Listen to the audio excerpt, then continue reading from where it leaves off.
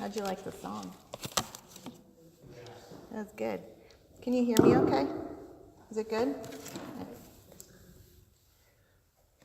So in that song, I actually started listening to things like that because of this little book. And you're going to find it out, out on the table. It's actually our Advent book, but there's so many suggestions for songs that I had forgot that I knew within the reading. Don't wait till Advent to start reading. It's got some great little nuggets in it. If you do choose to use it for Advent, each day there's a different theme, like our daily word. But those are out there, so don't be afraid to pick it up. And if we talk about that song and the faith, we live by faith. Faith is that awareness of what's already inside of us. So you already have faith. Sometimes we talk about needing to get faith, like we need to get prosperity, which is our theme this month. And yet you already have it. That's part of the package. They're kind of both the same thing. So the longer that I've been working on reading to present for you this month about prosperity, the more that I decided to work on different things myself so that I could actually say, well, yeah, this book said that, but does it actually work? Or what's the takeaway from that? And part of the faith of prosperity and knowing that you already have it is knowing that you have enough to do everything you want, just like what you shared. So part of the process, I was going to share it, so I've been doing it all month to see what I could share with you now. Each time, because you all know I have clients and then I'll get paid for the clients. And each time I had a client this month, I took the 10% right off the top of that. And I tell you what, my whole life I was like, that's such a bogus thing. Why do people want to deal with their money that way? Prosperity isn't about money, and we know it isn't. But there's something very tangible about knowing that you're going to have enough. So I played that experiment out this month. And what I found was there was more than enough to give to whoever asked for it or needed it beyond me, which was incredible. So I have a couple friends that help me a lot. So my intention was to have enough to give back to things that have already filled me kind of in gratitude. Not I have to do this to get something else, but to offer it back in gratitude. So not only the collection plate received that, but I have friends that I am very grateful for, and I know one way or another they need a certain thing in their life. And it's been really neat to be able to say, no worries, got it covered. And it's not been a ton, but it's been enough to be able to do those little things and then realize that when you recognize you already have it and are grateful, you can bless so many other people with that. And then even a light shining moment here, but my older sons know that we run a pretty tight ship in the house, and yet their younger brothers have been running on the same bikes for 4 years, which for growing boys is a big deal because the 9-year-old was literally riding a bike that he got when he was 4 years old, which is tiny compared to what he is now. But he wasn't complaining, and he was just going along, and they'd go on their bike rides. And for we had a combined birthday party for them. It was just the big boys and I and the girlfriends, and because their birthdays, one's in September and one's in November. So we got together just a couple weeks ago as an in-between fun day. And the older boys figured out a way to get their younger brothers brand new bikes. And they even bought them a tiny bit bigger than what they are, knowing that they're going to be growing so they could use them for, hopefully for a few years. And I'm like, how much prosperity is that? Because to know that there's enough, and to know that if you're living in such a way that seeps over somehow. Now, I know it was my own children giving to their own brothers, but to watch that in action and to know that they knew, because they were running a tight ship too, that they had enough to do that. And they didn't even blink about it. I just got home and there's new bikes for their brothers. I was like, well, how fantastic is that? So to know that the prosperity is already there. And I know we recognize it more in those tangible things, like you finding the tool or but to actually feel it as well and to carry that over all the time. So And that turns into, there's been a lot of things the last couple of days about where's the peace in the world, especially locally, for things that have been happening. And I find that if we're recognizing that we always have enough and we're shining that out, it flows over. It doesn't mean the bad stuff, the quote bad stuff, is not still going to happen. It doesn't mean that. But it means our reactions to it are very different. Our reactions are very different. That we know we have enough, and we can share that with other people without arguing with what our point of view is. Yesterday, I worked at a fair setting, so you get several clients during the day, and there was time at that one. It was great because sometimes I don't have the time to walk around and talk to different people. And I was across the way from where my station was, talking to a friend that had her table set up, and this gentleman come by asking all kinds of questions. Well, how did you get into this? Why do you think you can do this? What was your training? What's your version? And what I found myself in that moment is I told him about when I was about 24 years old, and I went to training for the gifts of the Spirit. So it was a group of people that walked through each gift in Corinthians. And you explored that in yourself, you prayed about it, you explored with other people, you talked about what it meant, you practiced it to the extent that maybe your talents allowed. And he's like, really? I did a track where I went through the gifts of the Spirit. I really liked that stuff. I found out I'm a teacher. So there was a basis for conversation. What I found out later was that gentleman was really trying to form an argument with somebody because he did not agree with the style of interaction people were having there. Because it was in the style that me as a medium and as a healer would have some kind of insight for somebody with what they came for, or help them connect to spirit. And that was very foreign to this young man.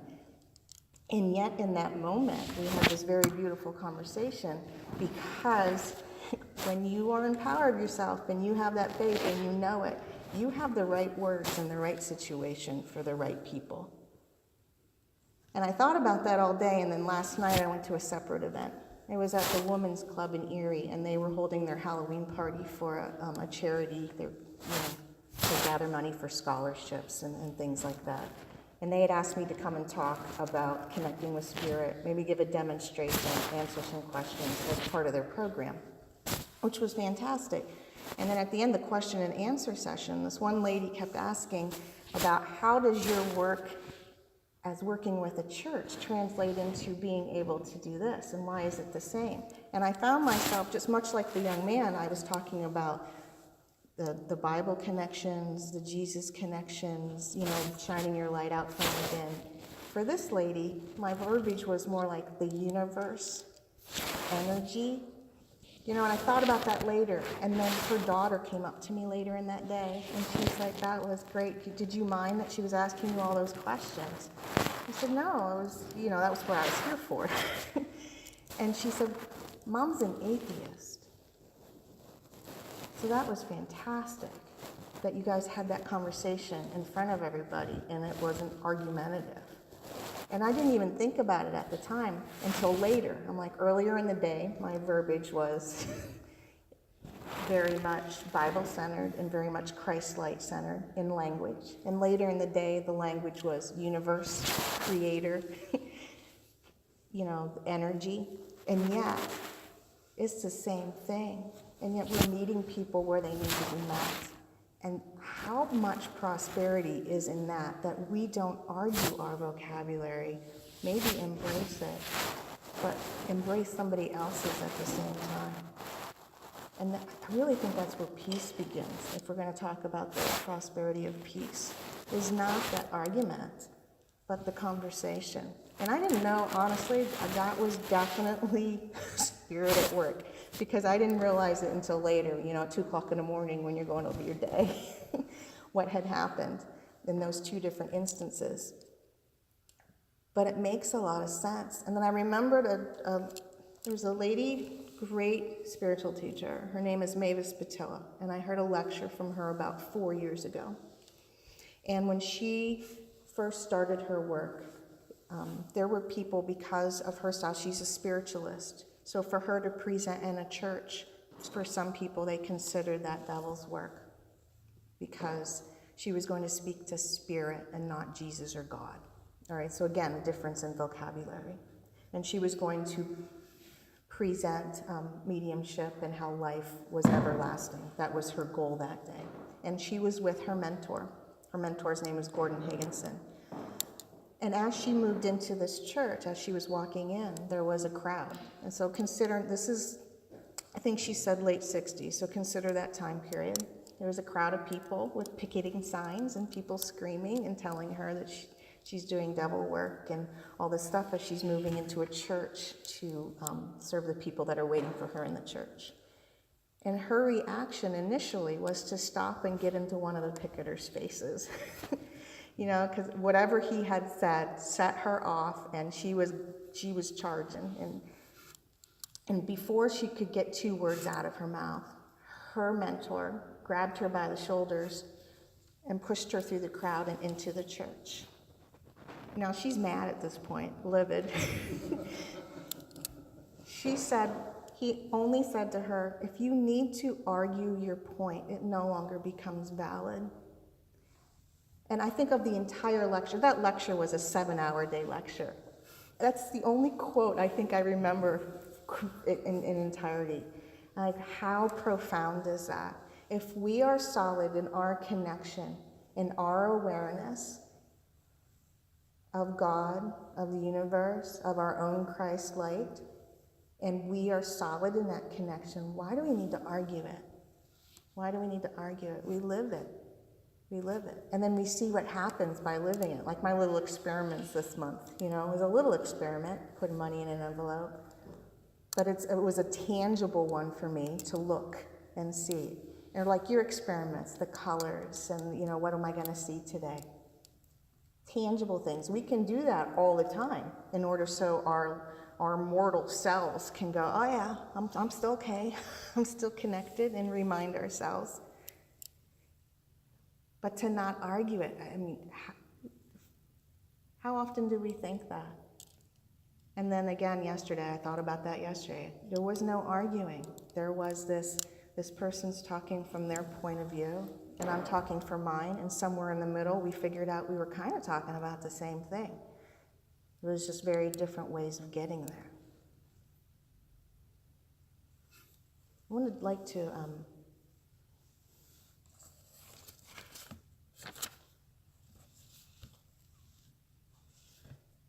I'm actually going to read from the book that's out front. I know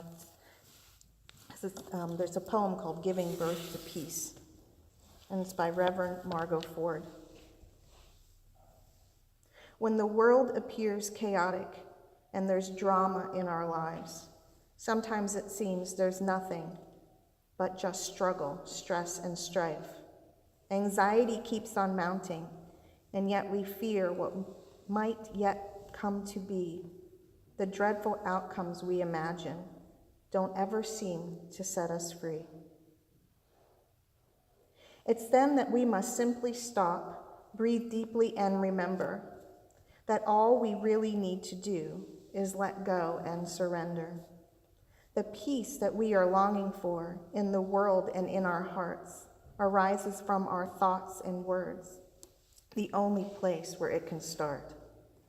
It's up to us to hold the vision of what can truly come about, a world of peace, of joy, of love, when we release our fear and doubt.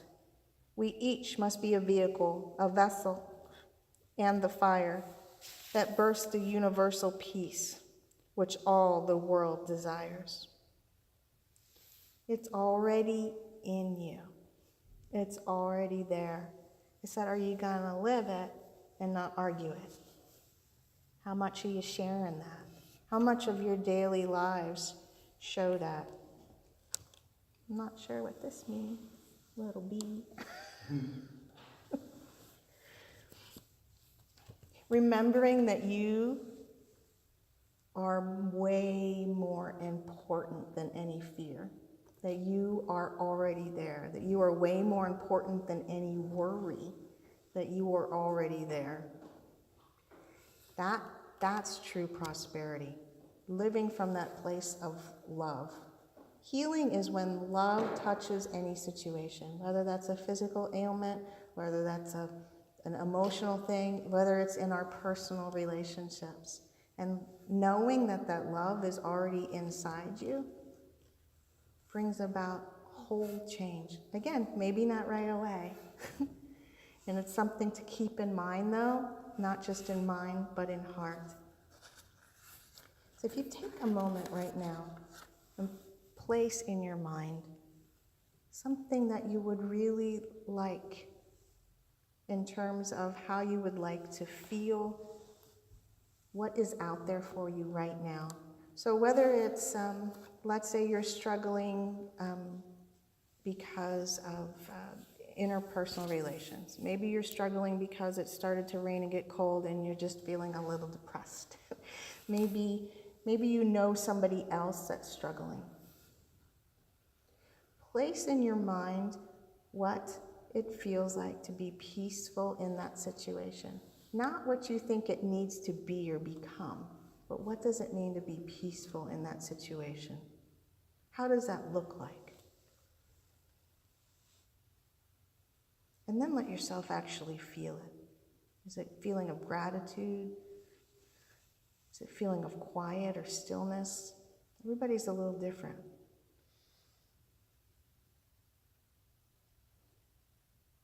Replacing all judgment of that situation with an acceptance that peace is already in it, that healing is already in it.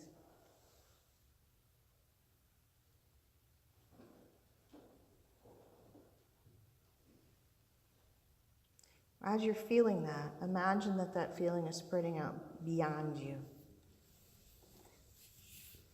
mixing with everybody else that's feeling that in this room and just getting brighter and bigger, more expansive.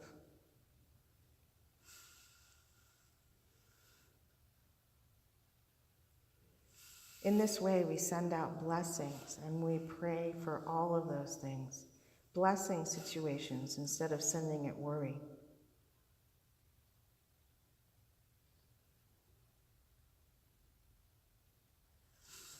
Replacing the judgment with the feeling of prosperity and faith.